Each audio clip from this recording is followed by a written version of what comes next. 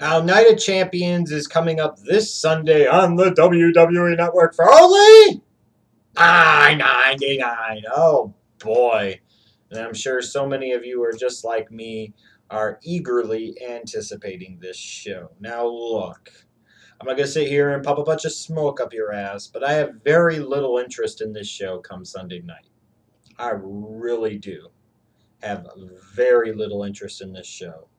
I mean, even if you're somebody that was incredibly happy when Brock Lesnar won the belt from Cena at SummerSlam in the way that he did, are you really that excited to see the rematch? Yeah, just lots of things about this show.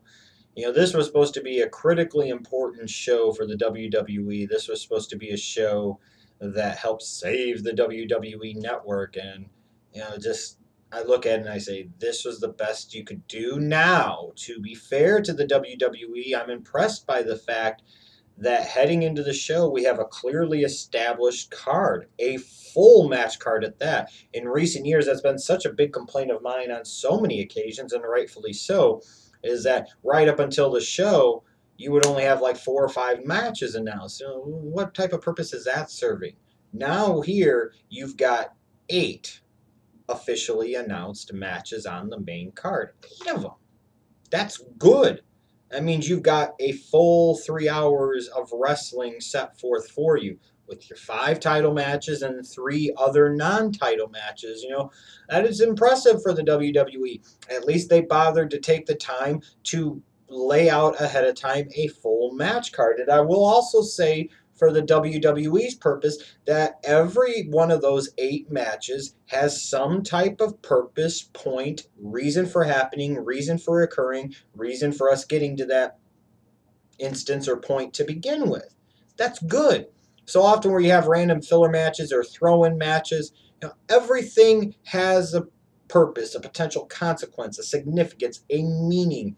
That's a good thing, and I applaud the WWE for giving us a full match card, knowing what to expect out of the show days, if not weeks ahead of time, and making sure that every match had some type of purpose, that it wasn't just it's Night of Champions, so we got to defend all the titles, but we're not going to care to actually have a feud.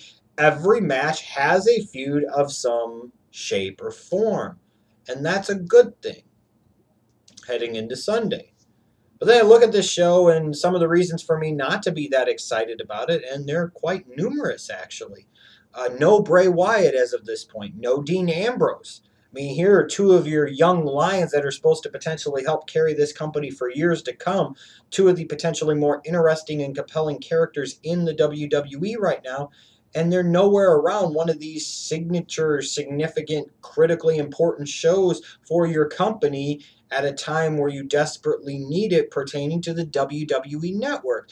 I just question the logic behind this, not having Wyatt or Ambrose directly involved in any way, shape, or form.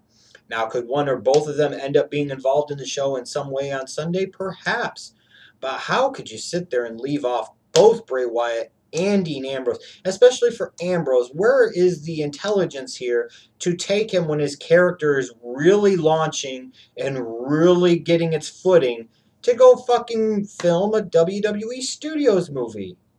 Are you in the movie business or are you in the sports entertainment wrestling business? On top of that, you have no Triple H in any type of big role. In fact, I don't even think he was really on Raw the last week or 2, was he? Still no Batista back. Daniel Bryan's been gone more than he's been on in 2014. So there's a lot of star power missing in terms of Triple H, Batista, Daniel Bryan, no question. And then some of the supernova type guys in terms of the guys that were really starting to get hot, even though Wyatt's cooled off thanks to the WWE. But Wyatt, Ambrose, nowhere to be found. And this should be an important show. This should be a show where some of these guys like Wyatt and Ambrose, help continue to build their legacy and make a name for themselves and help them become big-time stars. Nowhere to be found. And frankly, several of these storylines for these 8 matches just are totally uninteresting to me. The Divas title match, zero interest in that storyline whatsoever. Absolutely none. Just absolutely none. The tag title match feels like more of the same old mid-card crap that they always do with the tag division. Sheamus, Cesaro, more of the same damn crap it feels like. I mean, just a lot of these storylines have done nothing to get me in any way. They've done nothing to grab me. Like, even when you look at everything that Seth Rollins and Dean Ambrose was in terms of a feud, it feels like almost to me that Roman Reigns versus Seth Rollins is not. I am not even that engaged in that story. Again, it has significance, purpose, meaning, potential consequence, but I'm just not that engaged in it. And a lot of these matches, I just don't have a lot of interest in. Like Reigns versus Rollins, perfect example. I'm supposed to get excited about watching this on Sunday on the pay-per-view when I just basically saw the damn match Monday on Raw. Orton, Jericho. Been there, done that. Not a lot of interest in seeing that. The WWE World Heavyweight Championship match.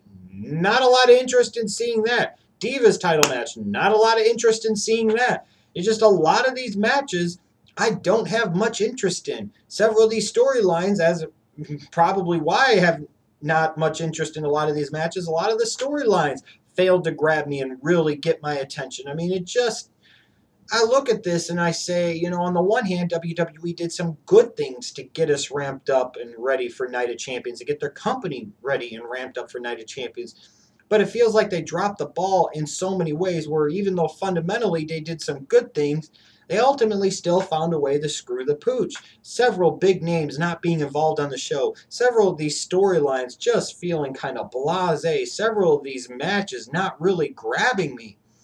You know, I hope when it comes to the show on Sunday that these matches deliver. But you look at this show, now you would sit there and say that this is supposed to be a building point towards Survivor Series. Well, what are you building towards?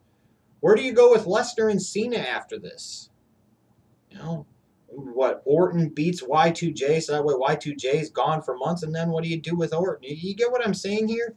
You know, now Reigns is beating Rollins clean on Raw, so Rollins will have to win via some type of bullshit come Sunday night.